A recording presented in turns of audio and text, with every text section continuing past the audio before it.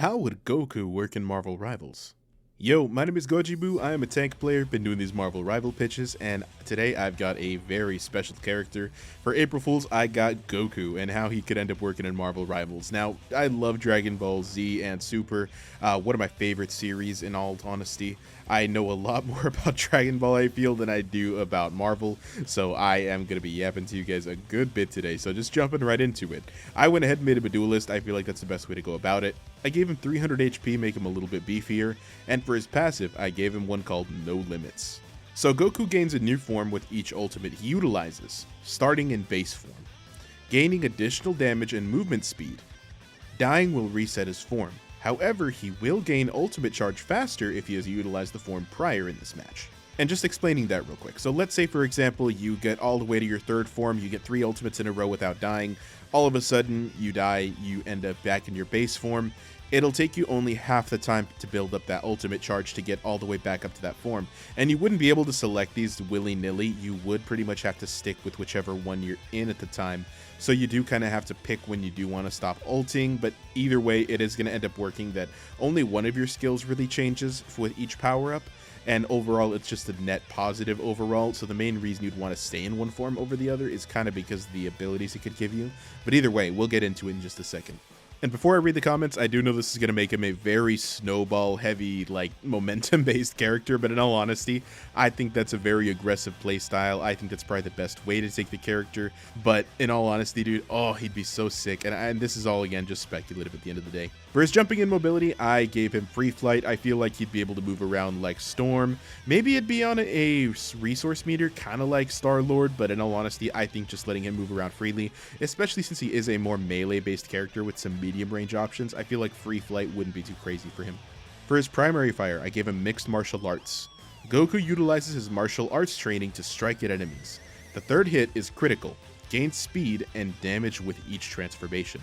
So pretty much every time he transforms, he's going to do this combo a little bit faster. He's going to do the 1-2-3 combo, and then he'll get the crit on the third hit. I feel like making it any crazier than that might be a little bit too busted for him. I know it's an April Fool's thing, but I did want to make him at least a little balanced at the end of the day. Just again, because I know it is theoretical, but if he does get in, I wouldn't want him to be so annoying that I hate seeing him on the enemy team. I'd still want to be happy when I get my teeth kicked in by Goku. For his alt fire / ability 1, I gave him Ki Blasts. Quick firing, long range energy blasts that recharge on a resource meter. Gains damage with each form change. Gains AoE damage with Super Saiyan 3 and above. And I'll explain the form changes in a bit. If you're not familiar with Dragon Ball, there's a ton of forms this guy can take. I only narrowed it down to about 5, I think, if I'm remembering it right. But either way, once you get to like the third stage of your ultimate, this is going to be pretty much like little mini bombs that you can send out.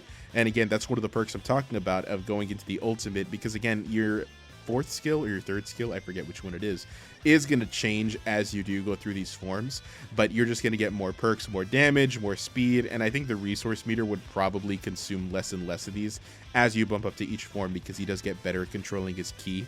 So you can just spam this absolutely as you get more and more into the crazy parts of his ultimate. Then for his ability 1, I gave him Kamehameha on a 12-second cooldown. A powerful ability that gains damage the longer it's charged for. Gains damage and charge speed with each form change. Gain instant transmission and the ability to teleport before firing the ability at Super Saiyan 3 and above. So again, at that second level, actually, of Ultimate, you do get the ability to teleport while you're charging this up. He does have to say the whole name. Actually, I don't even think he has to say the name if I remember correctly. But you could just, hold this down to charge it up, make it even more devastating. Maybe it would even have a knockback effect or something once it's charged up all the way. But either way, this would be a really big, really damaging blast. And since it does have a 12-second cooldown, and you do have to kind of at least charge up a little bit before you fire it, I don't think it would be the best option. But again, if somebody's getting away, if somebody kind of barely got away from a fight, this would be a good way to end them, or maybe just initiate a fight in all honesty. So for his ability 2, it kind of varies depending on what form he's in, and this kind of will spoil the forms, but either way, it's totally fine. So for his base form, he has Kaioken, which greatly increases his damage output and damage taken. And then at Super Saiyan 1, which is the first time you use your ultimate, you're going to gain instant transmission, which is 2 charges on a 10-second cooldown, and you teleport a medium range instantly. And again, all these are pretty much going to have 10-second cooldowns.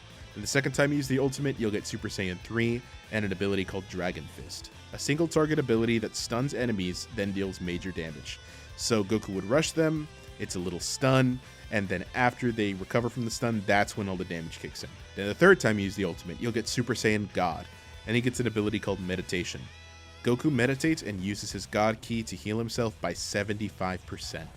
So this is a really big heal. I feel like this is really, really good for self-sustain. And 75% might be a little bit much, but in all honesty, if that's really all he has for self-sustain and you have to ultimate 3 times in a row before you get it, I feel like the Goku players kind of earned it at that point, right? So 75%, I don't think that's too crazy. Then the last time you ultimate, well, second to last time you ult, you'll get Super Saiyan Blue. And this ability you get with it is called Kaioken times 20. But it greatly multiplies all damage output and the damage received as well. So you definitely do get a huge damage boost. I wouldn't hesitate to say that if you have like a Kamehameha moderately charged, you could probably one-shot most people. But this is like if you want to go in, fight a tank, just absolutely melt them. But again, you got to make sure that you don't get focused or you get a Magneto bubble on you or something, because you would be taking insane amounts of damage if you pop this as well. But it would be worth it purely just because of how quickly you could melt people. Then yeah, getting into his ultimate really quick, it's called Transformation. We kind of went through the transformations there, but either way, Goku recalls the ability to transform in this strange world of heroes, gaining additional bonuses and a new skill. So the forms as is, the first time you ult, Super Saiyan, second time Super Saiyan 3, third time Super Saiyan God, fourth time Super Saiyan Blue. Then the last time you ult, if you're in Super Saiyan Blue and you get your ultimate again, you'll gain Ultra Instinct. And this one isn't a form that he can hold. This is just something he can kind of maintain for a little bit. So it's kind of a ultimate ability that he has, but you pretty much have to ult 4 times before you get access to it. Goku's most difficult to maintain transformation. If he reaches this state, it can only be maintained for 5 seconds while he attacks. Goku cannot be hit by any abilities in this form. Dashes around an area dealing heavy damage in a medium AoE. So I think of it like Psylocke's ultimate, but pretty much dealing way more damage, and he wouldn't have to focus on one target at a time. It would pretty much just be a giant damaging area of effect skill, and you wouldn't be able to target Goku during this. He'd kind of just stand in the middle and then wait for people to come in. He'd be moving so fast that he's kind of a blur, but you'd see the effects, the punches and everything. But either way, this is his kind of true ultimate, I guess, but you do need to get 4 levels of this before you can get to anything else. And I feel like it's not too busted, especially because it is going to do so much damage at this point. But again, you'll have had 4 other ultimates that people will be able to see your form changes the entire time, so they'll know it's coming, they'll know to look for it. And again, this one, this Ultra Instinct one, I don't think this ultimate would gain any like favor from his passive. I don't think you'd be able to charge it up any quicker. I think this would just be pretty much like, let's say it takes 2500 energy to charge or whatever. It would consistently be 2500, even if the other forms cost like, as little as 250 to change at that point. If you've died enough and you've had the forms enough, that Ultra Instinct one, the true ultimate, I guess, if you want to call it that, would still really be difficult to charge up. Then for his team-ups, I had 2 in mind and I couldn't really decide between them. I have one with Iron Fist and Psylocke called Ki Manipulation on a 12-second cooldown. Iron Fist and Psylocke gain the ability to freely move through the air for 5 seconds after Goku mentors them on fighting utilizing their latent ki. So this would pretty much give them free flight. I don't know how they'd animate this. I think it'd be cool if they animated it like they fly like the Z Fighters, kind of their hands to the sides, kind of just people looking forward. I think that'd be really cool, be really unique to animate as well, and honestly really easy if they have their hands to the side like that. But either way, I feel like that'd be really cool. Kind of give these guys some of additional mobility as well. Then for the second team up, I have one with Hulk, and it's called Strongest There Is, and it's a passive. Goku gains his ultimate charge 10% faster to compete with Hulk, who claims to be the strongest. And I forgot to give Hulk a buff there, but I feel like it'd give Hulk a damage boost, just kind of seeing this guy who is so crazy strong when he doesn't look anything like, what the Bruisers normally do in that universe. So I feel like maybe I should give Hulk a buff there too, but either way, I forgot to include that. Then for the costumes on this guy, I kind of want to just have the default look for Goku. I feel like they don't really need to give him like the MCU treatment. They don't really need to make any additional changes to his gi, to anything like that. I feel like the classic is probably the best way to take it, especially because it is so iconic and pretty much is a superhero outfit. I mean, again, the gi looks so tight and it's so just, again, familiar and associated with Goku and how he looks. I feel like it's pretty much a superhero outfit. It looks super tight. But if they did want to do additional costumes, they could do Xenoverse Goku. I feel like that one's really cool. GT Goku or End of Z, whatever you want to end up calling it, I like the blue gi. They could do Yardrat Goku, which is a really cool look. I like the puffy thing he's got around the neck. Battle damage / shirtless, whatever they want to end up calling it. But a battle damage Goku would be really good since they don't do battle damage in Rivals. But I feel like maybe some battle damage characters in general would be cool to get for that season. Or maybe Dragon Ball themed characters. But either way, for the last one, maybe give him an Iron Fist costume, or maybe make him like an Iron Fist in that universe. That'd be really cool to see. A variant of Goku that ends up getting the power of Iron Fist, really cool. I don't think it'd be too much of a damage boost for him, but either way, would be really cool to see. And then, in all honesty, I didn't include it here on my list, but now that I'm recording, I do think it'd be really cool if they did end up including a great Saiyan Man outfit, just because, again, it does play super well with the whole hero thing. I know Goku doesn't use it, but again, it would just be a really nice nod to the whole superhero angle and the great Saiyan Man in general. But as far as Goku, I mean, in all honesty, that's my pitch. I'd love to see some anime characters in Marvel Rivals, and I think that Goku would be a really good place to start, definitely be eye-catching for a lot of people. I know it wouldn't really make a lot of sense with the IPs and how, you know, everything ends up working out, but I feel like he'd be really tight to see. And I feel like the ultimate kind of linking his form changing instead of just linking it to one ability specifically is a really good way to play him. Maybe for the story, they could make it so like his energy's disrupted or whatever, or he can't access his ki the same way. I mean, there's a million different ways to nerf Goku. They did it in, you know, the games. They did it in the most recent one with Daima. There's a million different ways you can, you know, a million different things you can pull out of your butt to excuse him not having his full strength. And again, even if he does get to full strength, I feel like a lot of the Marvel Rivals heroes can definitely compete with him. I know at least Thor can kind of stay in his category. But either way, I feel like this would be really cool to see.